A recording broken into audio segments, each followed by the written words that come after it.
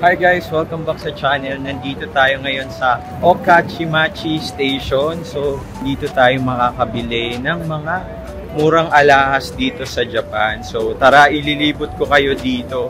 Bali, malapit lang to sa Ueno. Doon sa Ueno, doon naman natin makikita yung Ueno Zoo. So, tara guys, let's explore this place.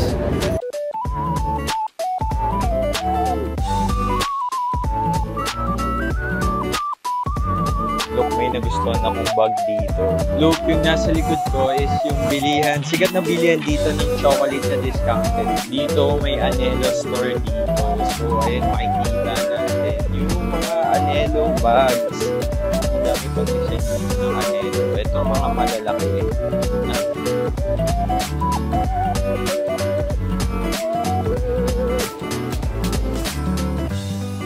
Daming mga Anello's bag dito na dami choices na pwedeng pagpilian. You may try yung king crab dito. 2,000 yen lang. So tara guys, let's explore this place. Basically, this Okachimachi Station, part pa rin siya ng Ueno. So dito makakita tayo ng maraming bilihan ng murang ginto, pati bilihan din ng mga shoes, pati mga pabango. Tingnan nyo itong nasa gilid ko. Ito dito, maraming mga Crocs. So, mga naka-discount siya. Dati siyang mga 5,500 yen, pero ngayon nasa 4,990 yen na lang siya. So, mga nasa na lang yon, 1,500 pesos. Guys, mura dito yung mga Crocs, take note. So, ito din, mga sleepers. Ganun din yung price niya. Nasa 4,500 yen na lang. Tapos dito, kita nyo nagkalat dito yung mga Gap na shoes. So, discounted din siya. Dati siyang 5,390 yen. Pero ngayon, 4,900 yen na lang siya. So, kung i-convert natin siya sa peso, nasa 1,500 siya. Guys, so, grabe, ang dami nyo dito mapagpipilian. Napakamura. Ito yung mga tigpo 4,900 yen. Tapos ito naman is mas mura. 4,300 yen siya. Ang ganda ng design nito, parang Air Force. So ito pala guys, nasa siya, 1,800 pesos. Look dito, hindi ko alam, meron pala ditong Pepsi shoes. So ito ay 2,900 yen na lang. So ganito yung mga design niya. So sa peso, nasa 1,200 yen. Ito, meron pala siya ditong brand na Pepsi. Akala ko yung Pepsi is yung cola lang, pero first time ko makakita, meron pala siyang shoes. Ano, ang dami dito.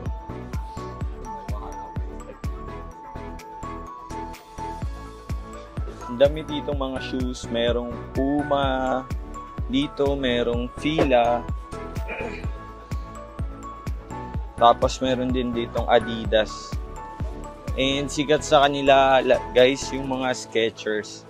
Ito.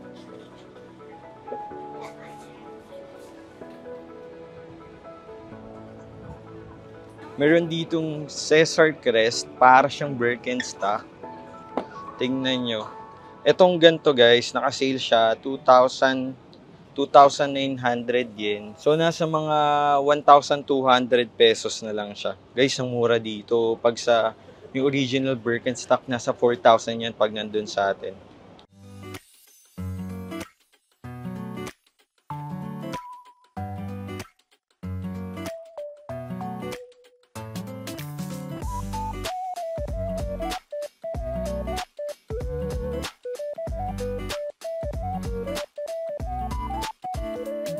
Dito sa likod ko, dito yan, sa katapat lang ng Tokyo Shoes Retailing Center. Ayan, dito makakabili kayo ng mga murang pabango.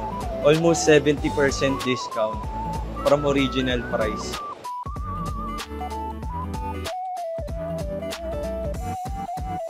Dito meron ding shoes shop, itong Foot Monkey. So dito guys, ang daming mga sleepers and shoes na almost 50% off. Ito nga naka 80% off max sila. Itong mga naka-bargain nilang shoes.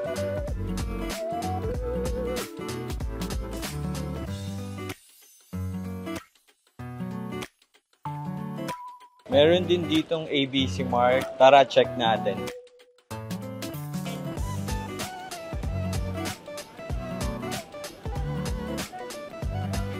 Guys, look itong Nike Initiator. Dati siyang 11.3 ngayon ay 10,300 yen na lang siya. So, mga nasa 4,000 pesos. Ito sa side na to, puro Adidas naman. So, for example, itong exclusive tennis na Stan Smith. Dati siyang 12,100 yen, pero ngayon 11,000 yen na lang siya. So, mga nasa 4,000 pesos din. Ang dami pang ditong available na colors and design. Ito mga superstars, nasa 4,000 pesos din. And yung Samba nila, ito 14,000 yen. Ito mga nasa 5,500 pesos sa atin. Look, yung mga New Balance dito. Katulad nito, almost half the price kaysa sa atin. Ito ay mga nasa 11,800 yen. So, mga nasa 5,000 pesos lang siya. Mura dito ng shoes, guys. So, ang dami pang mga selections or designs dito ng New Balance. Ito, ang ganda din nito, black and white. 10,000 yen. So, mga nasa 4,000 pesos. Ito din, nice. Gusto ko din tong design na to. Saka ang gaan niya, nasa 4,000 pesos lang siya.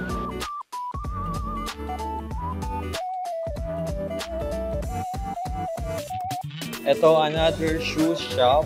Shoe Plaza Chiyoda. Ayan o, naka-sale din sila. Ang galing naman ng mga stores dito. Halos lahat naka-sale. So, ito, mahilig sila sa mga rubber shoes. Slippers na ganyan, open shoes.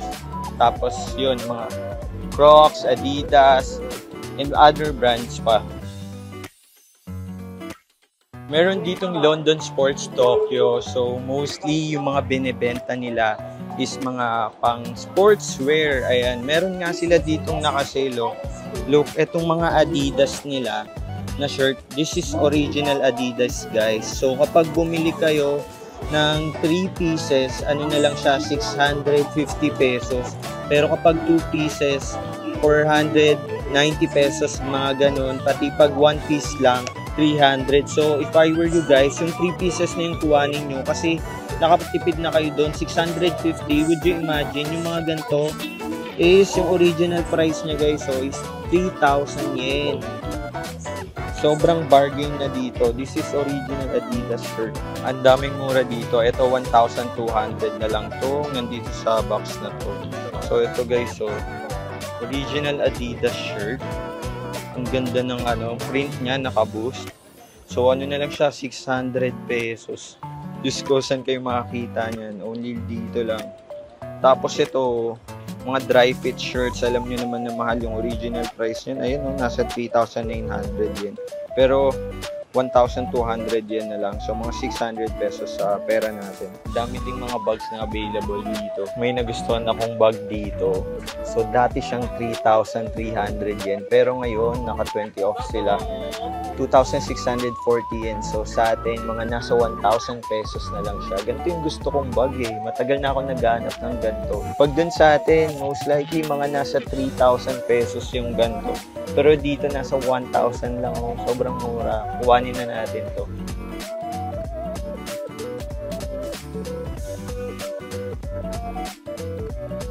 Dito, may Anelo store dito. So, ayan, makikita natin yung mga Anelo bags.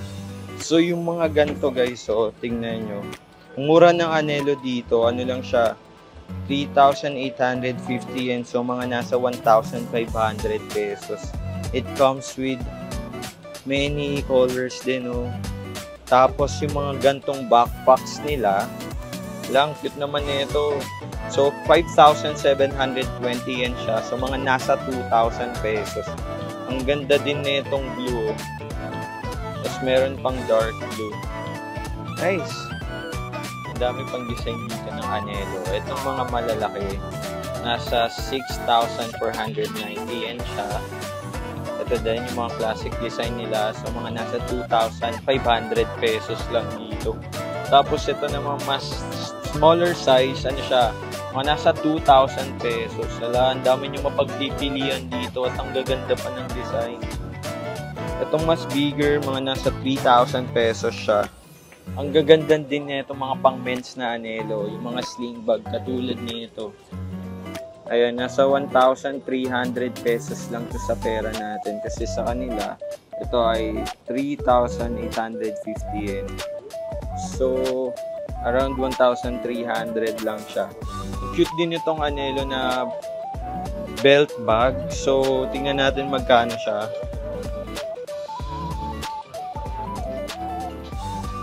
So, ito ay 3,190 yen. So, mga nasa ano na lang siya, 1,200 pesos. Meron din ditong anelo na parang dumpling bag. So, ang price niya is 3,190 yen. So, mga nasa 1,200 lang sa pera natin. Ayun, ang dami pang colors na available.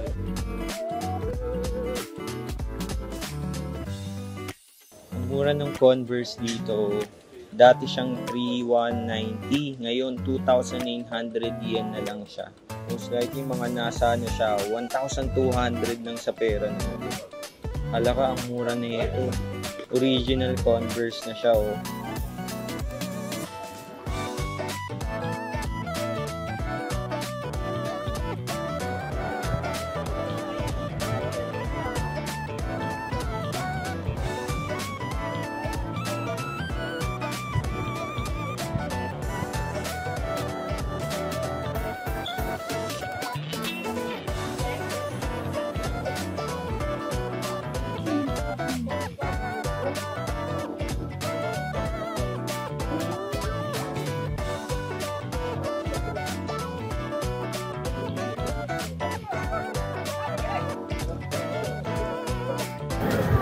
Try natin yung Aras Kebab dito sa may Ueno. Ayan siya. Order tayo. Tara, let's go. Salamat po. Thank you. Salamat.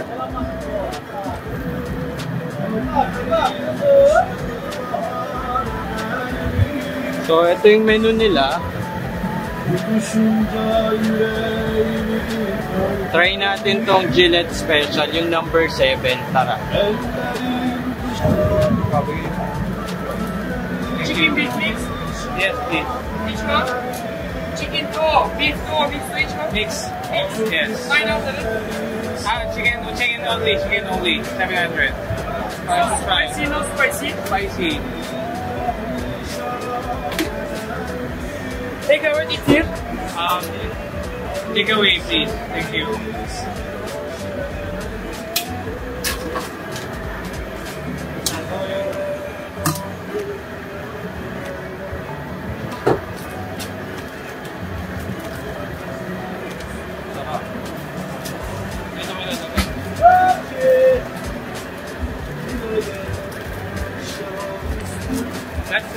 That's okay.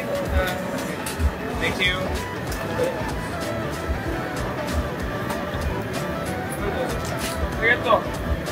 So, ito yung in-order natin, yung Gillette Special. So, yung chicken lang yung in-order natin.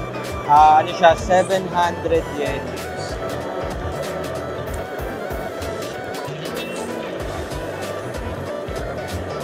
Grabe guys, so ang laki. Look. Dalawa pa yung cover niya. Grabe, hindi tinipid yung ingredients. Good for sharing na to guys. Try nyo. Ayan o.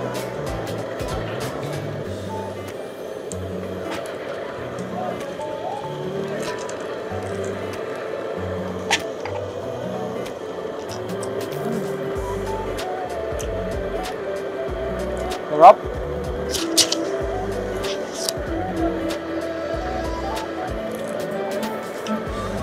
Grabe yung tomatoes, ang laki. Saka yung bread niya, hindi matigas, lambot lang.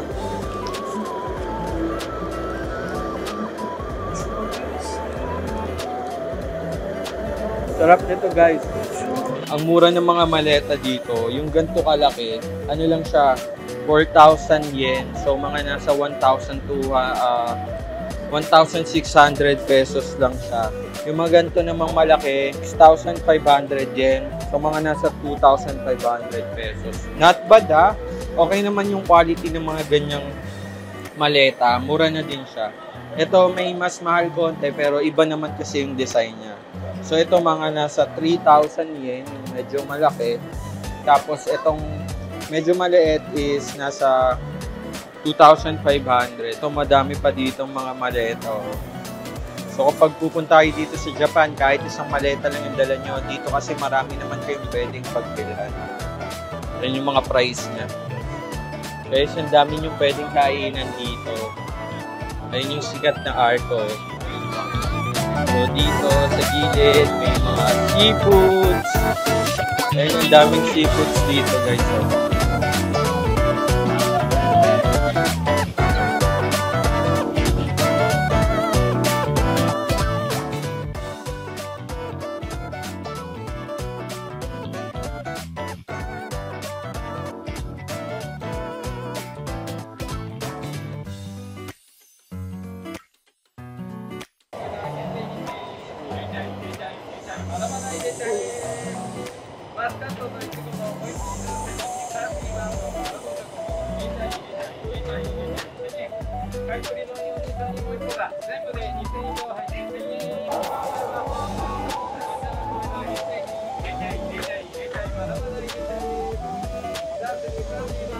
Look, yung nasa likod ko is yung bilihan. Sikat na bilihan dito ng chocolate na discounted.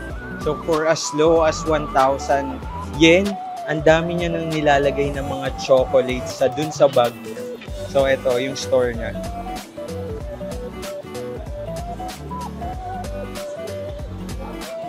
So ang sistema, pag bumili kayo ng yung isang bag na 1,000 yen chocolate, so ito yung mga nilalagay niya dun sa loob. So binibilang niya. Actually, hindi niya na binibilang isa-isa eh. Nilalagay niya na lang hanggang halos mapuno na yung bag niyo. Although meron din naman siya ditong ibang mga chocolates na binibenta katulad nito. And ayun, may mga KitKats din siya dito sa gilid. Ayun nga pala yung Ueno Station. So pagkababa nyo ng Ueno Station, makikita nyo na agad dito yung Umayayo Kocho. So itong street na to, itong kahabaan na to, marami ditong restaurants, tapos meron din ditong mga bilihan ng gamit, ng shoes, ng bags, drugstores. Even dito, ayan, may mga fruits din dito. So yung parang likod niya is market. Tapos ayan, marami dito mga vending machine and yung mga turista, dumadaan talaga sila dito. Ayun, mamaya makikita natin dito yung famous na nagbebenta na 1,000 yen na assorted chocolate. So ang gagawin niya, pupunuin niya yung bag nyo, amounting to 1,000 yen overall. So ayan, ito may mga restaurants dito. And then even meron ditong coin locker para if ever maglilibot kayo dito sa Ueno, meron kayong pagtataguan muna nung mga gamit nyo. So itong maliit na to is 3,000 yen and then yung mas malaki naman is 4,000 yen. Ay, ang galing naman dito. Meron ditong e-juice. Tapos, ano lang siya, gagawan niya kayo ng fresh orange juice. Ayun, makikita nyo, nandito sa loob yung mga French orange juice for only 350 yen. So, each cup, meron daw 4 orange. Tapos, it takes only 45 seconds para magawa siya. So, insert nyo lang yung pera nyo dito, yung bills nyo dito, and then, dito na siya automatic na magagawa. Ang galing dito guys.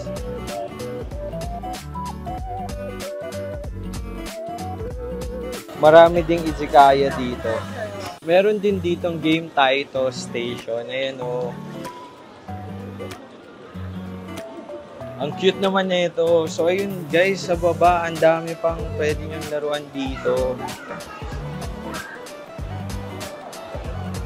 At dito pa yung sa taas.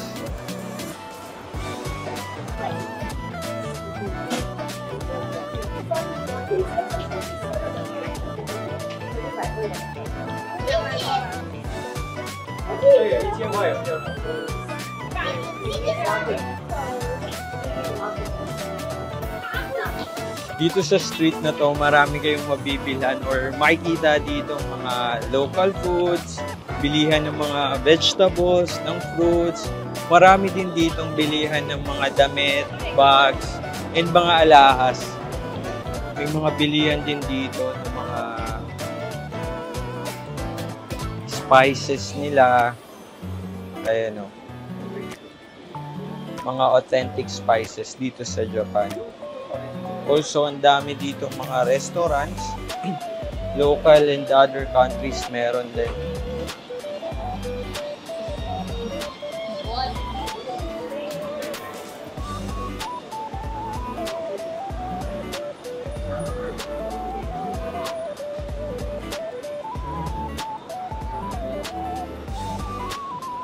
Look, meron pang dalawang street dito. Tapos parehas may mga arco sila. So yung mga tourists, nagpapapicture sila dito, pati dito.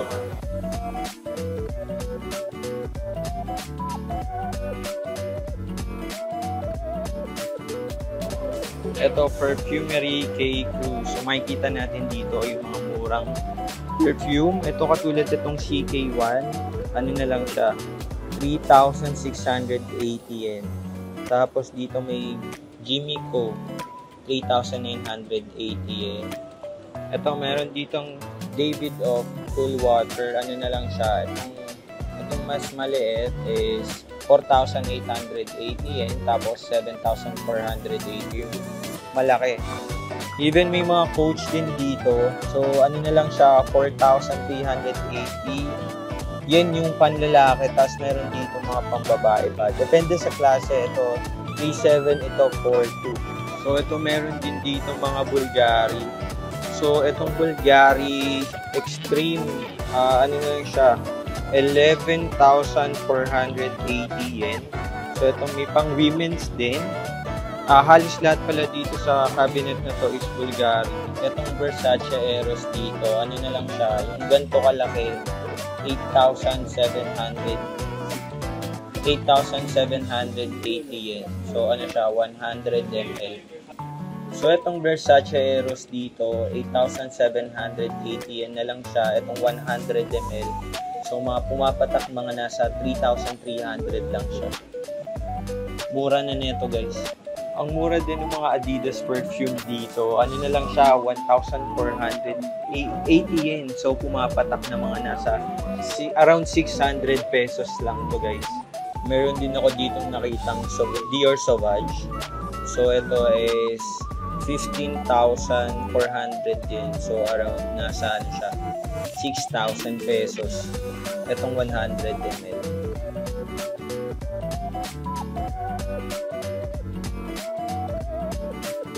Dito sa K-Crew, mura na yung mga perfume nila dito. So, check out nyo na lang kapag napadaan kayo dito sa Ueno. Let's check tong Hard Off and Hobby Off. Pasok tayo. Wow! Ang dami ditong mga watches, guys. Ito.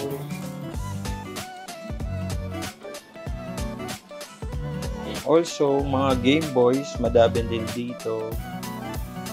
And sa kabilang part nakita ako, meron din dito mga LCD screen, cameras, mostly mga electronics siya. May mga cellphones din dito, tablets, Apple Watch, meron din, and mga laptops. So basically yung tinitinda dito are mostly electronic gadgets. Guys, bumili nga pala tayo ng corn dog dun sa Family Mart. So 128 yen siya. So mga less than 50 pesos lang. Ito yung corn dog sa kanila, oh. Tikman na natin. Hop. Unang kagat pa lang, guys, oh. Makikita nyo na. Doon yung sausage niya agad. Tapos may kasama din siyang, ito, mustard and ketchup. While walking dito sa Ueno, masarap yung mag-snack-snack ka lang. Tapos check ka ng mga good finds dito, mga damit, bags, shoes. Ang dami yung makikita dito. Tapos later on, maghanap naman tayo ng Japanese restaurant para doon naman tayo kakain. Ayan, papakita ko sa inyo kung paano nag-work tong mustard and ketchup nila. So, ganito yung binibigay nila.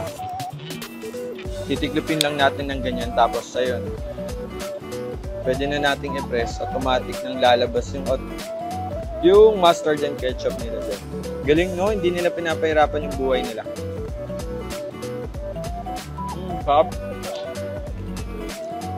I recommend pag pumunta kayo dito sa Japan, i-try nyo yung corn dog ng Family Mart. Ang sarap niya. Try nyo din tong Big Sisig Lemon. Ang sarap to. Santori yung gumawa.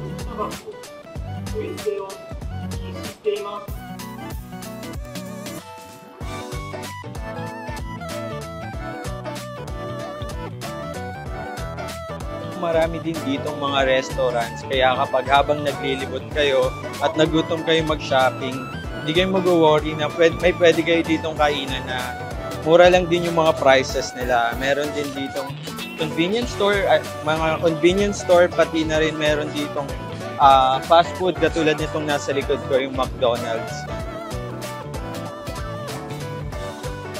Grabe yung mga alahas dito. 1 kilo yung gold. Ito, nakikita nyo ba yan? 1 kilo yung gold. Grabe, magkano kaya yan? So dito, yung grams ng gold is 11,563 per grams. So kwentahin nyo na lang kung magkano lalabas yung 1 kilo na gold na yan. Itong nasa likod ko, yung Tokusen Suzuki, example siya ng bilihan ng gold dito sa may Ueno. So, yung gold dito, yung 18 karat, pumapatak siya ng 4,500 pesos sa pera natin sa Pinas. And also, kapag bumili kayo ng gold dito, tax-free din siya.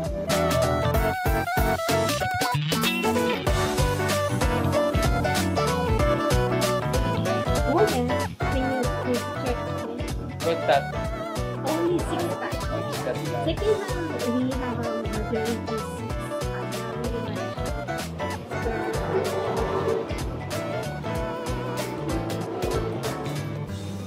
So, pakita ko sa inyo yung mga samples ng tinitinda nilang alahas. Yan guys, so. Also dito, nakagulat, meron din ditong 1 kilogram. So, yung per gram niya is 11,563. So, mga nasa 4,500 siya. Also, this one, ito, makikita nyo, mga second-hand gold daw yan. So, yung per gram niya is only 10,428.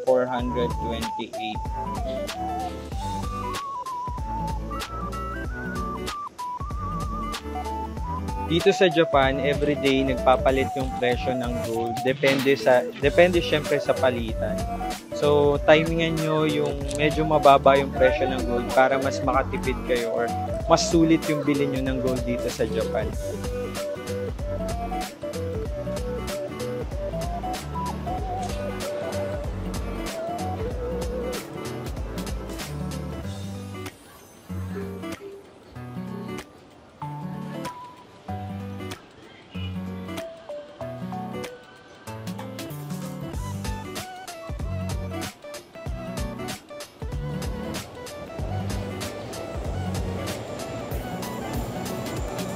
Kung pupunta kayo sa Japan, pumunta din kayo dito sa may Ueno dahil marami kayong mabibili dito.